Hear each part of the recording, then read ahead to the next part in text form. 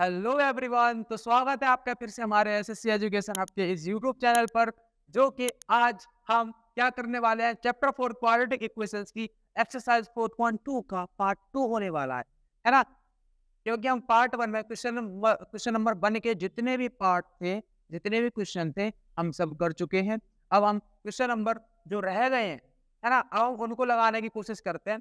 आपने अच्छा एक बात बताओ, एक बात फिर से इधर ध्यान दो सभी लोग। स्क्रीन, हेलो हेलो, स्क्रीन पर इधर देख लो भाई। क्या कि क्वेश्चन नंबर 1 में जो मेथड आपको सिखाया गया था, क्या वो आपको आ गया? अगर वो मेथड आ गया, समझो आप बचे हुए जितने भी क्वेश्चन है वो सारे लगा लिए। ठीक है, तो हम एक बार देख लेते हैं क्या है। Question number 2, solve the problems given in example 1। हाँ, इसने बोला है कि हमें वो वाले क्वेश्चन सॉल्व करने हैं जो कि हमें उदाहरण 1 में दे रखे हैं, यानी एग्जांपल 1 में दे रखे हैं। तो एग्जांपल 1 कहाँ है, एक बार हम देख ले, पीछे जाएंगे। नई बुक में जो एग्जांपल 1 के जो क्वेश्चन है वो 39 पेज पर है। ठीक है, आप उनको देख लेना। अच्छा, एक चीज और है इसमें कि जो एग्जांपल 1 के जो क्वेश्चन दे रखे हैं उनको यहाँ पे ऑलरेडी सॉल्व कर रखा है। ठीक है, यानी कि यहाँ पर सॉल्व कर रखा है। तो मैं क्या करता हूँ, इसी के अकॉर्डिंग जो हमारे पास इधर 3, 4, 5 एंड 6 जो क्वेश्चन है वो भी इसी के अकॉर्डिंग है। तो मैं क्या करूंगा, मैं इनको एक्सप्लेन कर रहा हूँ। ठीक है, आप एग्जाम्पल 1 वाले जो भी क्वेश्चन है दो, वो खुद से लगाने की कोशिश करना, क्योंकि कुछ ना कुछ काम तो आपके लिए भी तो होना चाहिए। आप मेरे ऊपर डिपेंड रहोगे तो मैं कहाँ तक आपका साथ दूंगा। ठीक है, साथ देने के लिए तो मैं आखिर तक साथ दूंगा, लेकिन अभी आप खुद लगाने की कोशिश करना। ठीक, ओके। तो मैं क्या करता हूँ, क्वेश्चन नंबर 3 पढ़ लेता हूँ एक बार। पढ़ना, ऐसे क्वेश्चंस को पढ़ना बहुत जरूरी है। ठीक है, तो एक बार देखते हैं हम क्या है। Find two numbers whose sum is 27 and product is 182, यानी 182। सुनिए, अब मैं एक्सप्लेन कर दूंगा आपको एक बार। हाँ, कि जो हमारे पास दो नंबर हैं। ठीक है, मैं यहाँ पे लिखता हूँ। उसने बोला कि दो नंबर है ए और प्लस बी, अगर हम उनका सम कर रहे हैं, दो नंबर है ए और बी, अगर हम उनका सम कर रहे हैं तब कितना आ रहा है, 27 आ रहा है। ठीक है, हाँ बिल्कुल 27 आ रहा है। उसने एक बात बोली कि अगर हम किन्हीं दो नंबरों का सम कर रहे हैं, प्लस कर रहे हैं, तो हमें कितना प्राप्त हो रहा है, 27। अच्छा, मैं मान लूं कि जो ए है ना, ए के पास जो नंबर है मैंने मान ली एक्स। देखो ये ना बेसिक बेसिक बता रहा हूँ इस इक्वेशन वो इस सवाल का, जिससे आपको समझ आ जाए। तो मैंने क्या बोला, जो ए की वैल्यू है वो मान ली एक्स है, यानी ए के पास कितने नंबर है, एक्स है। ठीक है, बी का हमें पता नहीं है, तो हम बी का कैसे निकालेंगे। तो मैं क्या करूंगा, इस बी का निकालने के लिए मैं क्या करूंगा, अगर 27 में से इस वाले नंबर को यानी एक्स को माइनस कर दो तो बी का नंबर पता चल जाएगा मुझे, बिल्कुल पता चल जाएगा। तो यानी कि जो बी का नंबर होगा वो क्या आ जाएगा, 27 माइनस एक्स, ये बी का नंबर निकल आएगा। समझे क्या, कि हमारे पास कोई दो नंबर थे ए और बी, दोनों का सम कितना है 27। मान लिया ए का जो नंबर है वो किसके इक्वल है, एक्स के इक्वल है। ए का हमें पता है, बी का पता करने के लिए हम क्या करेंगे, जो नंबर हमें दे रखा है उसमें से इसको माइनस कर देंगे, तब हमें बी का नंबर पता चल जाएगा, बिल्कुल पता चल जाएगा। ठीक है, अब सुन लो, नहीं समझ आया तो सुनो। मैं था और मेरा कोई दोस्त था। ठीक है, हमारे पास कुछ रुपए थे और वो जो रुपए थे उनको मिला के हमारे पास टोटल 50 रुपए बैठ रहे थे। मेरे और मेरे दोस्त के रुपए को जब हमने ऐड किया तब कितने रुपए टोटल बैठ रहे थे, 50 रुपए। ठीक है, अब मैंने अपने रुपए मैंने तो बता दिया कि अगर मेरे पास 20 रुपए हैं और हम दोनों के रुपए 50 रुपए हैं, केवल मेरे पास 20 रुपए हैं, तो आप ये बताओ कि मेरे दोस्त के पास कितने रुपए होंगे। तो आपने क्या किया, उस 50 यानी उस टोटल में से क्या किया, आपने मेरे रुपए को घटा दिया और क्या मेरे दोस्त के रुपए निकले। तो वही वाली चीज है, वही वाली बात है कि इस एक्स को मैंने यहाँ से घटा दिया और इसका नंबर बी का नंबर निकला।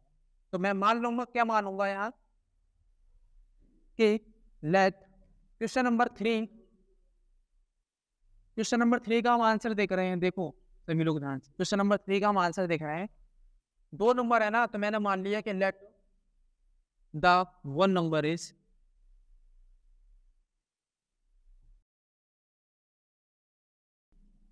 वन नंबर बी, मैंने मान लिया एक्स। बिल्कुल ठीक है। अच्छा, अगर वन नंबर एक्स है, ठीक है, तो दूसरा नंबर क्या होगा, अदर नंबर। दूसरा नंबर क्या होगा, अदर नंबर। तो मैंने मान लिया अदर नंबर जो है मेरे पास वो मान लिए मैंने कितना है 27 माइनस एक्स। इस समझाने के लिए मैंने लिखा था, ठीक है। अब मैंने इसको ना क्लीन कर देता हूं तब और अच्छे से समझ। अब उसने क्या बोला,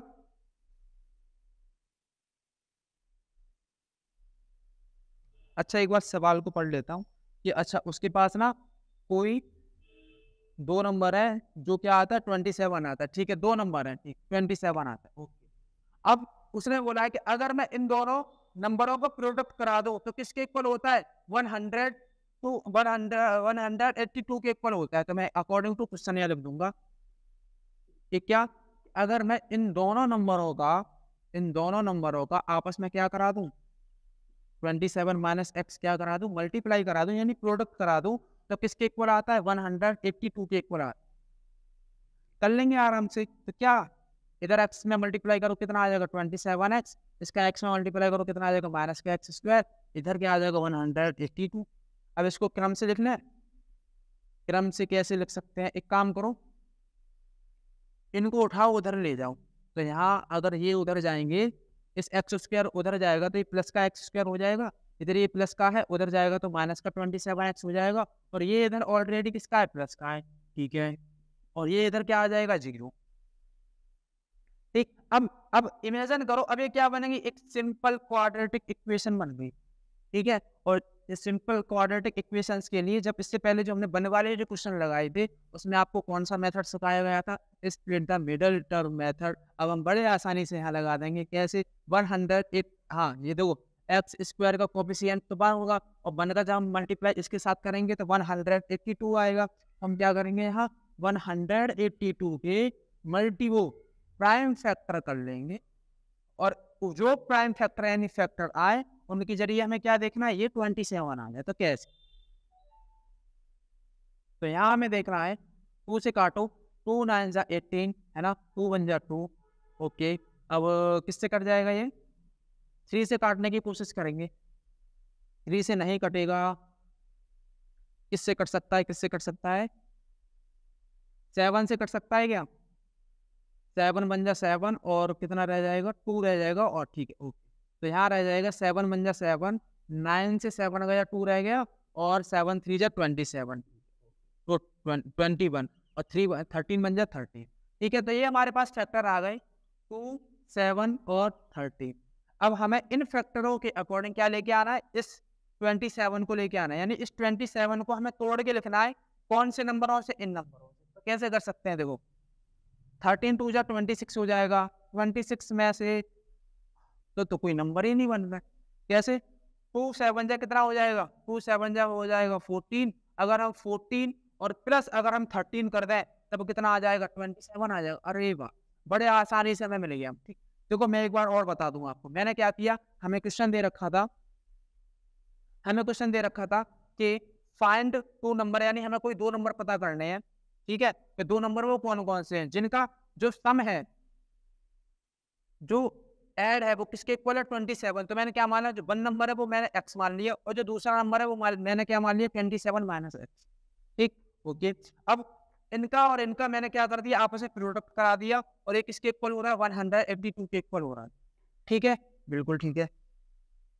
अब ओके, अब ये सिंपल क्वाड्रेटिक इक्वेशन बन गई। अब हमें क्या करना है, फैक्टराइजेशन मेथड लगाना है। कैसे लगाएंगे, हमें फैक्टर निकाल ही चुके हैं हम, ठीक है, यहाँ से फैक्टर हम निकाल चुके हैं। अब फैक्टर प्लस क्या कर दें हम 13 कर दें, तो हमारे पास क्या आ जाएगा 27 आ जाएगा। तो देखते हैं इधर, यहाँ लिखता हूँ मैं, है ना, एक्स स्क्वायर माइनस जो साइन लगा हुआ है वो साइन रहेगा, बस हमें क्या करना है, केवल इस 27 को तोड़ के लिखना।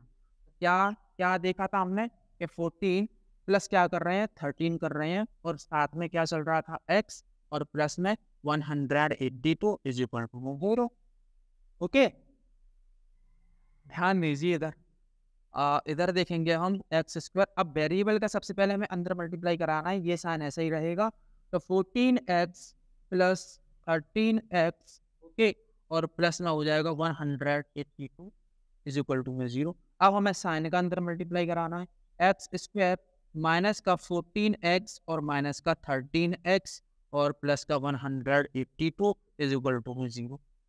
यहाँ से आप क्या कॉमन ले सकते हैं, यहाँ से देखो ये x कॉमन आ सकता है, इधर करूंगा, इधर करूंगा, मैं इधर करूंगा, इधर देखिए यहाँ से क्या कॉमन आ सकता है, सभी लोग इधर ध्यान दें, यहाँ से हम x कॉमन ले लेंगे x, तो यहाँ रह जाएगा केवल x और माइनस का 14। ओके, और यहाँ से हम क्या ले लें, 13 कॉमन ले लेंगे, तो यहाँ से ले लेंगे हम माइनस का 13 कॉमन, तो यहाँ रह जाएगा केवल x, और इस 13 का डिवाइड करा के देख लो 182 में, तब देखते हैं कितना आएगा। 14 आना चाहिए वैसे, तो देख लेते हैं एक बार, तो 13 बन जा 13, 18 से 13 गया, कितना रह गया, 18 से 13 गया तो यहाँ 5 रह गया, और 5 और 2 कितना हो गया 52, तो 13 4 कितना होता है 52। ठीक है, तो यहाँ हो जाएगा हमारे पास x माइनस का 14। ठीक, जो नंबर यहाँ था वो नंबर हमें यहाँ मिल गया, और इक्वल टू में क्या चल रहा है 0। अब हम क्या करेंगे, इन नंबरों को एक ब्रैकेट में रखेंगे और इसको एक ब्रैकेट में रखेंगे, तो यहाँ 14 और यहाँ हो जाएगा x minus 13 is equal to में 0, x minus 14 is equal to में 0, है ना। ये हमारे पास फैक्टर हो गए, इनके रूट निकालने के लिए, नंबर निकालने के लिए हम क्या करेंगे, और इसके भी इक्वल में 0 रख देंगे। यहाँ हो जाएगी x की वैल्यू 14, यहाँ हो जाएगी x की वैल्यू, या तो वो नंबर है, अगर आप 14 लेंगे तो पहला नंबर 14 हो जाएगा। दूसरा नंबर निकालने के लिए आप क्या करोगे, यहाँ 27, अगर आपने 14 नंबर लिया है तो यहाँ तो जो x है वो 14 हो जाएगा पहला नंबर। दूसरा नंबर यहाँ 14 की वैल्यू रख देना, और 27 में से 14 जाएगा तो कितना रह जाएगा 3, और यहाँ 1 यानी कि 30। तो 13 एंड 14 दोनों को ऐड किया जाए कितना आता है 27 आता है। ठीक है, अगर आप 13 को लेंगे तब ये 14 आ जाएगा, तो वो दोनों नंबर क्या है 13 और 14 है। ओके, तो आपको पहला क्वेश्चन समझ में आ गया होगा, जो कि तीसरा क्वेश्चन था, है ना। अब हम ऐसे ही आगे वाले क्वेश्चन की तरफ बढ़ते हैं, बहुत ही इंटरेस्टिंग है। वो क्या होने वाला है, देखो पेशेंस के साथ क्वेश्चनों को देखते रहो, अगर आप देखते भी रहेंगे, समझते भी रहेंगे और खुद से करने की कोशिश करेंगे तब भी कर लेंगे। ठीक है, तो हम बढ़ते हैं आगे वाले क्वेश्चन की तरफ।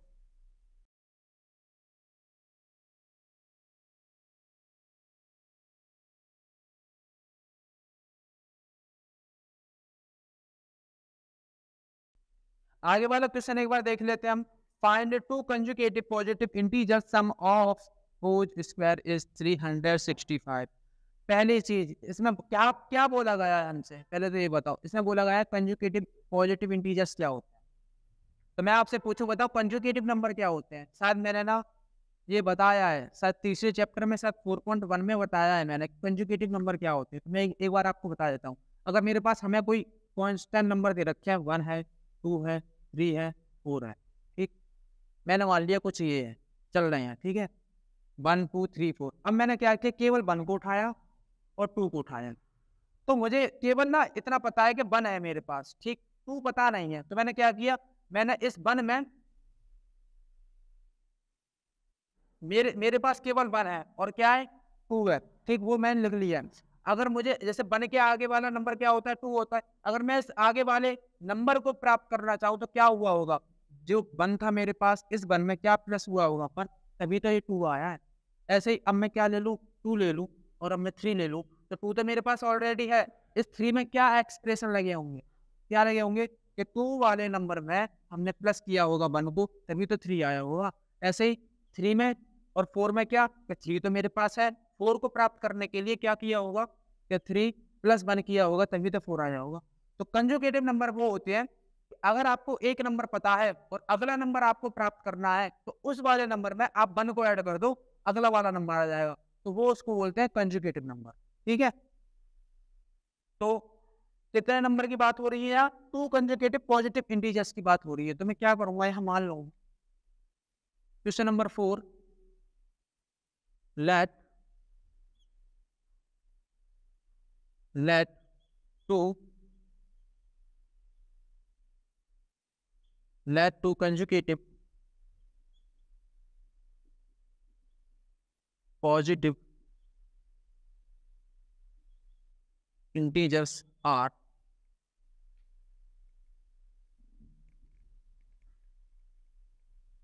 क्या मान लूंगा, एक तो मैं मान लूंगा x, अगर मुझे x पता है तो दूसरा क्या हो जाएगा कंजुगेटिव में x+1, ठीक, ओके, x और x+1। अब क्या बोला है उसने कि सम ऑफ होज स्क्वायर इज, अच्छा इन दोनों का एक तो सम हो रहा है, ठीक है, मैं यहाँ लिख दूंगा according to question. According to question क्या कि दो नंबर है हमारे पास x और x+1, ठीक है, तो हमने क्या किया, इनका हम पहले क्या कर रहे हैं, ऐड कर रहे हैं x और x+1, और उनका क्या हो रहा है, स्क्वायर हो रहा है, अलग अलग स्क्वायर, ठीक है, और वो किसके इक्वल आ रहा है, 365 के इक्वल आ रहा है। सॉल्व कर लो आराम से, इसको सॉल्व करोगे सिंपल क्वाड्रेटिक इक्वेशन बन जाएगी, बनाने की कोशिश करना, फिर वहां फैक्टराइजेशन मेथड लगाना। तो कैसे होगा देख लो एक बार, यहाँ हो जाएगा x² a+b का होल स्क्वायर वाला फॉर्मूला पता है आपको, बिल्कुल पता होगा, तो क्या हो जाएगा यहाँ x² + 1 का स्क्वायर, और यहाँ हो जाएगा +2ab, तो 2 यानी x और इंटू में 1 = 365। यहाँ x² + x², 1 का स्क्वायर खोलो 1 आ जाएगा, 2 1 जा 2, साथ में चल रहा है x, तो यानी कि 2x, और यहाँ 365। अब देखो एक x² ये है, एक x² ये है, कितने x² हो गए, एक x² कितने, 2x², तो यहाँ हो जाएगा 2x², 2x, और इस 1 को बाद में लिखो। अब इस 365 को उठाओ, इधर ले आओ, इधर ले आओ, क्या रह जाएगा 0। अब देखो 2x² + 2x, अब 365 में से अगर 1 को हम घटा देंगे तो कितना रह जाएगा, 364 = 0, बन गया ना, सिंपल क्वाड्रेटिक इक्वेशन बन गई। अब फैक्टराइजेशन का मेथड लगाओ जल्दी से, कैसे, इसका मल्टीप्लाई इसके साथ करो, पहले करना है इसका मल्टीप्लाई, तो मल्टीप्लाई में 60, 364 हम करेंगे यहाँ पे, तो आएगा हमारे पास 2 4 जा 8, 2 6 12 यानी 2, 2 3 जा 6 यानी कि 7, इसका फैक्टर प्राइम फैक्टर करेंगे, तो देखो भाई ऐसे ही होगा ना, बिल्कुल बिल्कुल ऐसे ही होगा, ठीक, 2 3 जा 6, 2 6 जा 12 एंड 2 4 जा 8, ठीक है, यहाँ 2,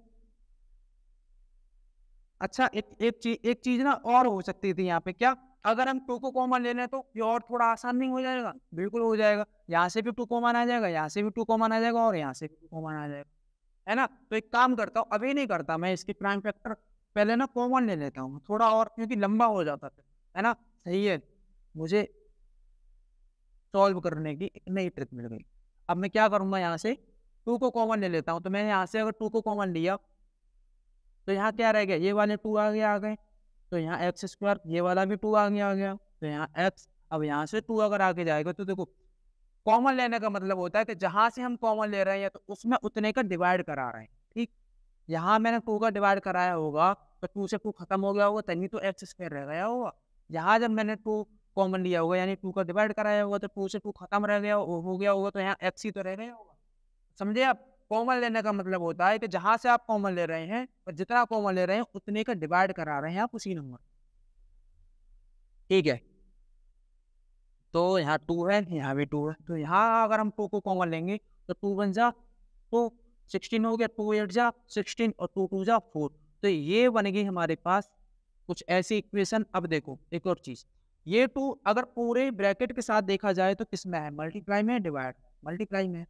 अब जब हम इसको उधर ट्रांसफर करेंगे तब ये इधर मल्टीप्लाई में था, उधर जाके किसमें हो जाएगा, डिवाइड में। जब हम डिवाइड में करेंगे इसको 0/2, तब वैल्यू क्या आ जाएंगी, यानी 0, है ना। तो वही चीज, तो हमारे पास इक्वेशन क्या बन जाएगी, x² प्लस का x माइनस का 182 = 0। अब देखो अब बहुत आसान हो गया, अब हम 182 के बड़े आराम से फैक्टर कर लेंगे, कोई जरूरत ही नहीं है इधर उधर ताम झाम करने की। यहाँ तो कोफिशिएंट 1 है, 1 का मल्टीप्लाई 182 के साथ होगा तो 182 ही आएगा, तो हम क्या करेंगे कि 182 लो और जल्दी से प्राइम फैक्टर कर लो, 2 9 जा 18, 2 1 जा 2, फिर 2 4, अच्छा ये नहीं कटेगा, किससे कटेगा, 7, वो 7 से, अब ये तो शायद काटा था, यहाँ हो जाएगा 13, 13 बन जाए 13, और यहाँ 2, 7 और 13। अब इन्हीं के अकॉर्डिंग हमें कौन सा नंबर लेके आना है, बीच वाला नंबर आराम से ले आएंगे। यानी बीच वाले नंबर को हमें तोड़ के लिखना है। तो कैसे लिख सकते हैं, अगर मैं यहाँ कर दूं 2 7 जा 14, और 14 से अगर मैं 13 कर दूं माइनस, ये माइनस कर दूं, तब कितना आ जाएगा, 1 आ जाएगा। एक्स का कोफिशिएंट यानी 1 आ जाएगा। तब मैं कहाँ सॉल्व करूँ, मैं इधर इधर सॉल्व करता हूँ। ठीक है, यहाँ देखेंगे हम, तो मैं कैसे लिख सकता हूँ इसको, मुझे आगे से और पीछे से कुछ मतलब नहीं है, मुझे इस 1 को यानी एक्स के कोफिशिएंट को तोड़ के लिखना है अलग नंबरों से। तो कैसे लिख सकता हूँ मैं यहाँ, एक्स स्क्वायर प्लस 1 को कैसे लिख दूंगा मैं, 14 माइनस का 13, साथ में क्या चल रहा है बेटा, एक्स, तो एक्स माइनस का 182 इज इक्वल टू 0। बड़े आराम से कर लेंगे अब हम। पहले वेरिएबल का अंदर मल्टीप्लाई कराओ, 14x माइनस का 13x, यहाँ 182 इज इक्वल टू 0। अब साइन का अंदर मल्टीप्लाई कराओ, एक्स स्क्वायर प्लस में 14x माइनस में 13x, यहाँ माइनस में 82, मतलब 182 इज इक्वल टू 0। अब यहाँ से कॉमन लो, यहाँ से कॉमन लो, क्या आ जाएगा, यहाँ से x कॉमन आ जाएगा, यहाँ x रह जाएगा। कॉमन लेने का मतलब मैं बता ही चुका हूँ आपको, कॉमन लेने का मतलब होता है तो उस नंबर में हम उतनी का डिवाइड कर रहे हैं। ठीक, यहाँ क्या हो जाएगा, यहाँ रह जाएगा 14। ठीक है, अब यहाँ क्या आ जाएगा, यहाँ से अगर हम माइनस को कॉमन ले लें, -13 को कॉमन ले लें, तब यहाँ x रह जाएगा और यहाँ प्लस का 14 है। तो यहाँ से क्या बना हमें, x प्लस 14 एक फैक्टर और दूसरा x माइनस 13 दूसरा फैक्टर। तो यहाँ से अगर हम x प्लस 14 को 0 के इक्वल रखें, तो यहाँ से वैल्यू निकल के आती है x माइनस का 14। ठीक, ओके। दूसरी value x minus 13 is equal to 0, यानी x इज इक्वल टू 13। अब तो आंसर क्या होगा हमारा, उसने क्या पूछा है हमसे कि पॉजिटिव इंटीजर चल रहा है, और पॉजिटिव इंटीजर कभी भी नेगेटिव नहीं होते, तो इसलिए हम ये वाला नंबर नहीं लेंगे। तो आंसर क्या हो जाएगा हमारे पास, x। पहला नंबर क्या है, 13 है। पहला नंबर क्या है, कंजुगेटिव नंबर में 13 है, ये 13 है। और दूसरा कंजुगेटिव नंबर क्या होता है कि इतने नंबर में 1 प्लस कर दो, अगला वाला नंबर मिल जाएगा। अगर हम इस 13 में 1 को प्लस कर दें, तब कितना आ जाएगा, 14। समझ गए। तो ये था हमारा क्वेश्चन, बहुत ही आसान था। अब हम एक और आगे वाला क्वेश्चन देखेंगे कि क्या है। चलिए देखते हैं, इसको साफ कर देता हूं मैं।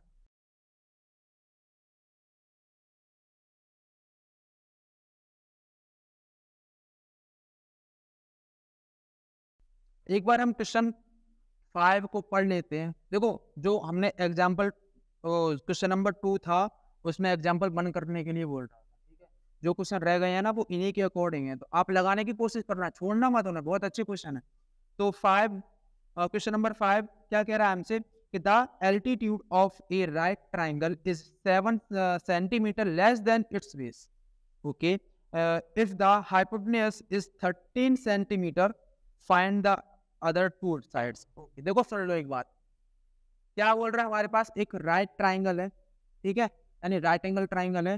तो कैसे बनता है, मैं बना देता हूँ एक बार। राइट एंगल ट्राइंगल जो बनता है कुछ ऐसा बनता है, जिसमें 19 डिग्री का कोण होता है, यानी एंगल होता है।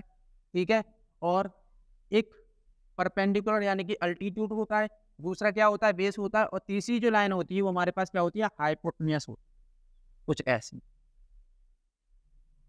That is clear. ठीक, अब उसने कुछ नाम दे रखे हैं। क्या, पहली चीज तो उसने बोली है कि जो सेंटीमीटर लेस है किससे, बेस से। तो मैंने क्या माना कि जो इसका बेस है वो मैंने मान लिया x है, और बेस मैंने x मान लिया। अल्टीट्यूड यानी परपेंडिकुलर के बारे में वो क्या बोल रहा है कि वो ना बेस से 7 सेंटीमीटर छोटा है। तो मैंने यहाँ क्या कर लिया, x माइनस 7। और हाइपोटेन्यूज उसने क्या कर रखा है, दे रखा है हमें कि कितना है, 13 centimetre. x centimetre, x minus 7 centimetre and 13 centimetre. ठीक, लेस देन इट्स बेस। अब माना क्या था हमने कि इसका बेस अगर x है, तो मैं यहाँ क्वेश्चन नंबर 5 क्या लिखूंगा कि लेट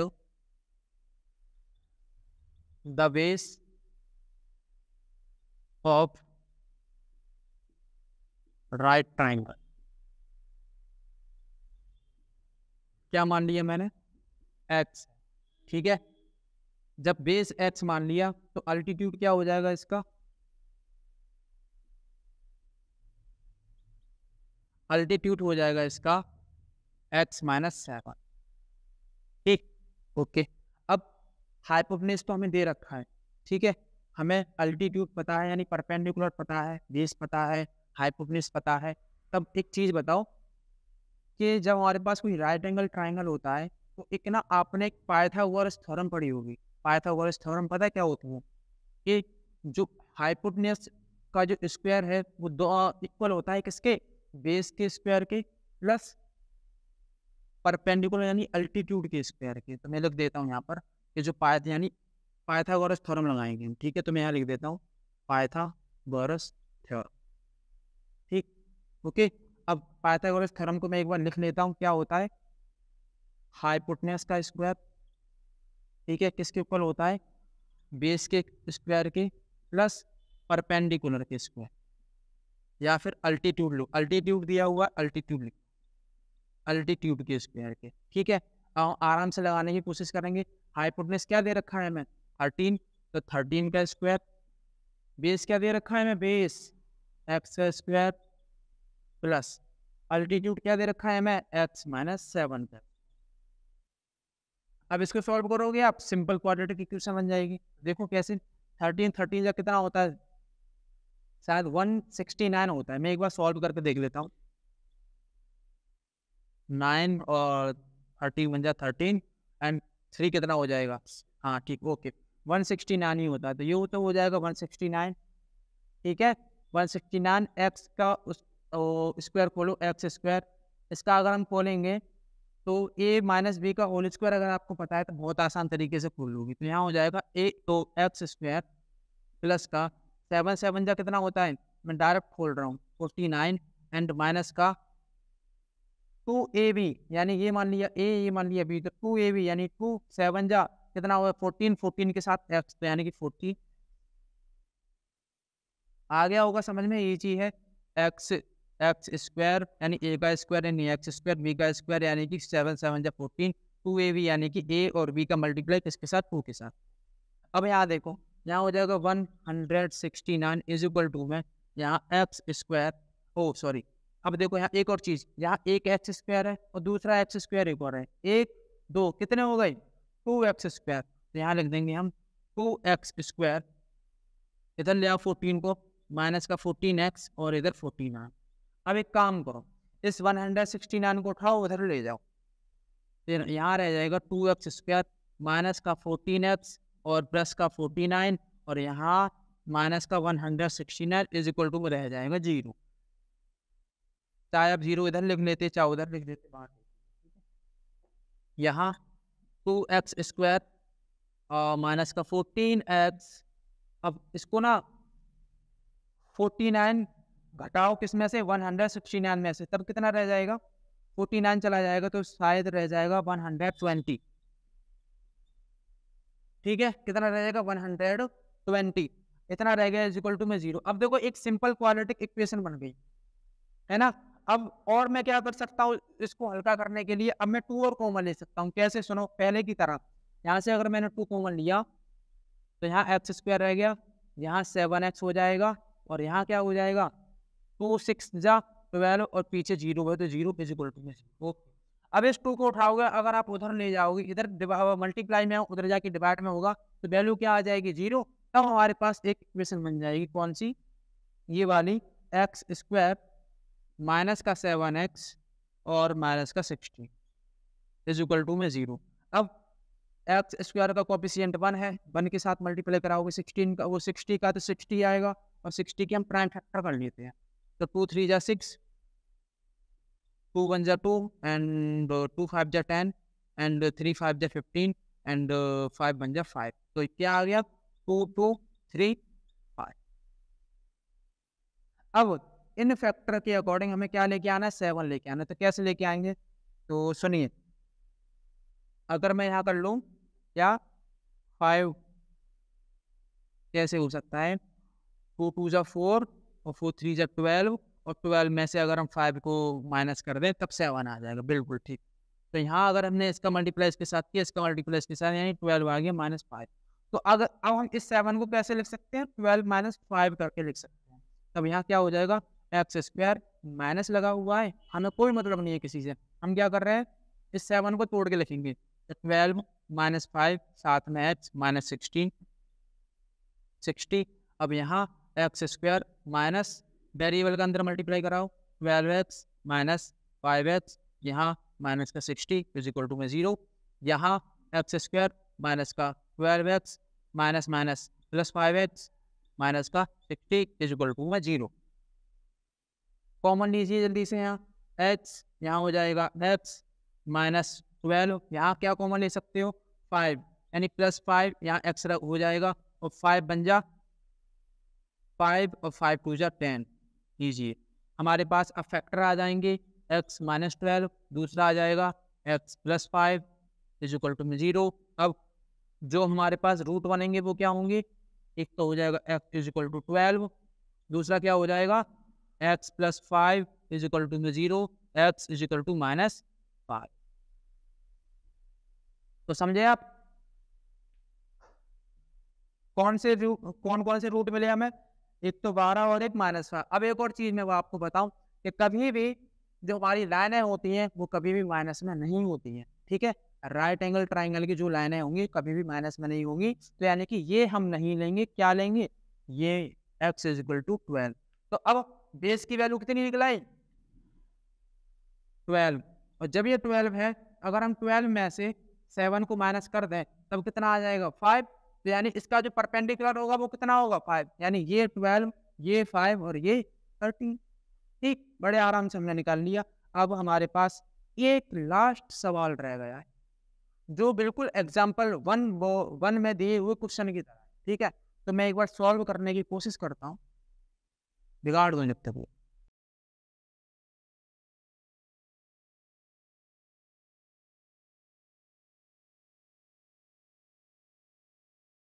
एक बार हम पढ़ लेते हैं क्या है। A cottage industry produces a certain number of pottery articles in a day. It was observed on a particular day that the cost of production of each article was 3 more than twice the number of articles produced. अच्छा, ठीक है। मैं आपको बता दूं कि कोई एक कंपनी है, ठीक है, उसका ना एक टारगेट है कि वो एक दिन में ना एक सीमित आर्टिकल देती है। जैसे मान लो अगर वो 10 आर्टिकल बनाती है तो वो पूरे दिन में 10 ही आर्टिकल बनाएगी और 10 ही आर्टिकल बनाती रहती है, ठीक है। महीने, साल, 2 साल, मतलब जब भी हर दिन में 10 आर्टिकल ही बनाती है, ओके। तो वो उसके बारे में बोल रहा है। तो मैं यहाँ मान लेता हूँ क्या कि जो आर्टिकल, जो कंपनी है या जो भी इंडस्ट्री है, वो आर्टिकल कितने बना रही है, नंबर ऑफ आर्टिकल। तो मैंने मान लिया x। तो मैं यहाँ लिखूंगा क्वेश्चन नंबर 6 यानी लास्ट क्वेश्चन, और यहाँ मैंने लिया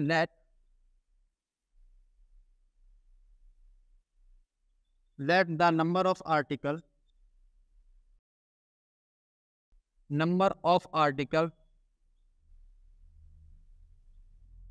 produced in a day कितने हो रहे हैं, मैंने मान लिया x आर्टिकल, ठीक है। अब उसने क्या बोला, इसकी कॉस्ट के बारे में बोला है उसने कि 10, मतलब वो 10 क्यों, x आर्टिकल एक दिन में प्रोड्यूस हो रहे हैं, ठीक है। तो ऐसे ही, तो उस जैसे 10 आर्टिकल प्रोड्यूस हो रहे हैं तो एक आर्टिकल की कॉस्ट क्या होगी, तो हम यहाँ लिखेंगे कॉस्ट ऑफ 1 आर्टिकल। तो कॉस्ट ऑफ 1 आर्टिकल क्या है, इधर हमें दे रखी है। तो मैं एक बार मैं आपको बता दूं, जैसे आप एक दुकान पे गए, ठीक, और ये मार्कर लेने के लिए गए आप, तो उसने बोला कि भैया मुझे 10 मार्कर दे दो। देखो मेरी बातों को ध्यान से सुनना, उसे कितने मार्कर चाहिए, 10 मार्कर दे दो। और उसने बोला पहले आप एक मार्कर का प्राइस बताओ कितना है। तो उसने बोला देखो एक मार्कर 5 रुपए का आता है और आपको कितने लेने हैं, 10 मार्कर लेने हैं, तो मुझे कितने रुपए देने होंगे। तो उसने कैसे हिसाब लगाया होगा कि उसने किया कि 5 × 10, 5 10 जा 50, तो उसने 50 रुपए दिए, खुद ही दिमाग लगा लिया। क्यों लगा लिया, तो जब भी हम, जैसे हमें किसी एक आर्टिकल की कॉस्ट पता हो और नंबर ऑफ अगर आर्टिकल पता हो, तो नंबर ऑफ आर्टिकल और कॉस्ट ऑफ वन आर्टिकल, दोनों का हम अगर मल्टीप्लाई कर दें तो हमें टोटल अमाउंट पता चलता है कि टोटल अमाउंट कितना हो, है ना। तो वही वाली बात, तो इसने बोला क्या कि अगर एक वो 10 दिन में ये आर्टिकल प्रोड्यूस हो रहे हैं, वो एक दिन में ये आर्टिकल प्रोड्यूस हो रहे हैं, 10 दिन बोल देता हूँ बार बार, सॉरी, ठीक है। तो उसने एक कॉस्ट के बारे में बोला है कि नंबर ऑफ वन आर्टिकल की जो कॉस्ट है वो कितनी होगी, तो उसने बोला है 3 more than twice the number of articles, ठीक। तो जो आर्टिकल्स प्रोड्यूस हो रहे हैं उससे कितनी ज्यादा है, 3 तो ज्यादा है, लेकिन ट्वाइस किसकी है, जो आर्टिकल प्रोड्यूस हो रहे हैं उसी के ट्वाइस है, यानी कि उसका 2 गुना 3 ज्यादा है, ठीक है। शायद आपको समझ में नहीं आया होगा, तो उसने बोला है, पढ़ लेता हूँ एक बार, कि production of each article was 3 more, इससे जो आर्टिकल हमारे एक दिन में प्रोड्यूस होते हैं उनसे वो कितनी ज़्यादा है, 3 ज़्यादा है, ठीक है। More than twice the number of articles, तो ट्वाइस किसका, twice the number of article जो कि एक दिन में जा रहे हैं उनकी ट्वाइस से कितना ज़्यादा है, 3 ज़्यादा, ठीक है। तो ये थे हमारे पास क्या कि आर्टिकल एक दिन में कितने प्रोड्यूस हो रहे हैं और एक आर्टिकल की कॉस्ट क्या है, ओके। तो फिर हाँ, तो product on that day if the total cost production on that day was, अच्छा अब हम इनकी जो टोटल कॉस्ट निकालें, जैसे हमने निकाली कैसे कि एक मार्कर 5 रुपए का है, हमें 10 मार्कर लेने हैं, टोटल कॉस्ट कैसे निकाली हमने कि 5 का मल्टीप्लाई कर दिया कितने में, 10 में, यानी कि cost of one article multiply number of article, ऐसे ही हम यहाँ से निकाल लेंगे टोटल आर्टिकल, वो टोटल कॉस्ट क्या हो जाएगी, नंबर ऑफ आर्टिकल यानी x, cost of one article multiply में कॉस्ट ऑफ वन आर्टिकल है 2x प्लस, किसके इक्वल दे रहा है, उधर दे रखा है हमें किताब में क्या, 90। अब बड़े आराम से हम इक्वेशन बनाएंगे, तो देखो x का मल्टीप्लाई 2x में कराओ, 2x स्क्वायर, x का मल्टीप्लाई 3 में 3x, और इधर 90 को इधर ले आओ, 2x स्क्वायर वो प्लस 3x माइनस का 90 इज इक्वल टू में 0। अब पहले वही वाली बात, एक्स स्क्वायर के कोफिशिएंट से इसका हम मल्टीप्लाई कराएंगे, तब कितना आएगा, 180 हो जाएगा। कर लेते हैं एक बार, 2 × 90 180, और 180 की जल्दी से क्या कर लोगे, प्राइम फैक्टर 2 9 जा एंड 45, यहाँ हो जाएगा 3 1 जा 3 एंड 3 5 जा एंड 3 5 जा 5 1 जा 5। देखो मैं जल्दी कर देता हूँ क्योंकि तुम लोगों को आता होगा, ठीक है। अब क्या फैक्टर मिले हमें, 2 2 3 3 और 5, हमें इनके जरिए क्या लेके आना है, बीच वाला नंबर यानी 3 लेके आना है। तो कैसे देखो, कैसे देख सकते हैं, मैं सोचने की कोशिश करता हूँ। 2 3 जा 6, 6 2 जा 12, ओके यहाँ तक तो 12 बन गया, 5 3 जा 15 बन गया, ठीक है। यहाँ तक आ रहा है, इनका तीनों का मल्टीप्लाई किया 12 आ गया, इन दोनों का मल्टीप्लाई किया 15 आ गया। अगर हम 15 से 12 को अगर माइनस कर दें तब 3 आ जाएगा, यानी अब मैं इस 3 को कैसे लिख लूंगा, 15 माइनस 12, ठीक है, ओके। इधर देखिए अब 2x स्क्वायर प्लस लगा है, लगा दो 15 माइनस 12, इस 3 को मैं इस तरीके से लिख सकता हूँ, तो मैं लिख रहा हूँ माइनस 90 इज इक्वल टू 0। अब यहाँ देखो 2x स्क्वायर प्लस अंदर मल्टीप्लाई करा उसका 15x माइनस का 12x माइनस का 90 इज इक्वल टू 0, ओके। अब इस प्लस का अंदर मल्टीप्लाई कराओ तो क्या आ जाएगा, 15x माइनस का 12x माइनस का 90 इज इक्वल टू 0। यहाँ से कॉमन लो, क्या ले सकते हो कॉमन, यहाँ से मैं केवल x कॉमन ले सकता हूँ, यहाँ से मैं केवल x कॉमन ले सकता हूँ, तो मैं यहाँ कॉमन लूंगा x, तो यहाँ रह जाएगा 2x और प्लस में 15, ओके। यहाँ से क्या कॉमन ले सकता हूँ मैं, 12x 90 में से क्या कॉमन ले लूंगा मैं, अगर मैं 6 को कॉमन ले लूं तब 6 2 जा 12 एंड यहाँ हो जाएगा 6 बन जा 6, 3 रह जाएगा, यानी 6 5 जा 30, 15 आ जाएगा, ठीक है। तो यहाँ प्लस का है ना, तो मैंने यहाँ ले लिया माइनस का 6 कॉमन, यहाँ हो जाएगा 6 2 जा 12 और 6 यानी 56 जा कितना हो जाए 9, ठीक है, प्लस सॉरी 15। अब हमारे पास दो फैक्टर मिले हमें, एक तो मिला हमें 2x प्लस 15 वाला और दूसरा फैक्टर हमें मिला x माइनस 6 वाला। अब इज इक्वल टू में 0 इज इक्वल टू में 0 चल रहा है, ठीक है, देख लेंगे। अब हमें क्या कर सकता हूँ इनके रूट निकालने के लिए, तो हो जाएगा 2x plus 15 is equal to में 0, तो यहाँ से जो वैल्यू मिलेगी x की 1 माइनस का 15 अपॉन 2 और दूसरी वैल्यू क्या मिलेगी हमें x minus 6 is equal to में 0 और दूसरा मिल जाएगा x। तो जो कॉस्ट होती है वो कभी भी माइनस में नहीं होती है, यानी जब भी आप कोई प्राइस वो कोई आर्टिकल लेने के लिए यानी कोई भी चीज़ लेने के लिए जाओगे तो उसको जो पैसे दोगे हमेशा नेगेटिव, नेगेटिव क्या होता है, नेगेटिव होता है कि हम किसी से कर्ज लेना है ना, तो हमारे पास तो किसी का कर्ज नहीं होगा, हम तो उसे पैसे देंगे ना, तो हमेशा जो कॉस्ट होगी पॉजिटिव होगी ना कि नेगेटिव। तो ये हम नहीं लेंगे तो क्या हो जाएगी एक्स की वैल्यू हो जाएगी वो 6। तो क्या हुआ तो जो नंबर ऑफ आर्टिकल है प्रोड्यूस हो रहे हैं एक दिन में कितने 6, और जो फिर एक आर्टिकल की जो कॉस्ट निकलेगी वो कितनी निकल आएगी, एक्स की वैल्यू रखो 6 प्लस 3 तो 2 6 12 प्लस यानी 15 वैल्यू वो 15 रुपए, कितने 15 रुपए एक आर्टिकल का प्राइस होगा। तो ये थे हमारे क्वेश्चन, ठीक है, आप लोगों को समझ में आ गए होंगे। और इसी तरीके से आज बहुत ही मतलब बहुत शानदार क्लासें हुई हैं कि पार्ट 2 में हमने 4.2 डिस्कस कर ली और ख़त्म कर लिए, ठीक। तो यही क्लास हम आज यही स्टॉप करते हैं और आगे जो स्टार्टिंग होने वाली है एक्सरसाइज की वो होगी 4.3। जब तक के लिए आप वेट करते रहें और मन लगा के पढ़ते रहें, बस हमारा यही आशीर्वाद है। तो जब तक के लिए थैंक यू, धन्यवाद, बाय बाय, जय।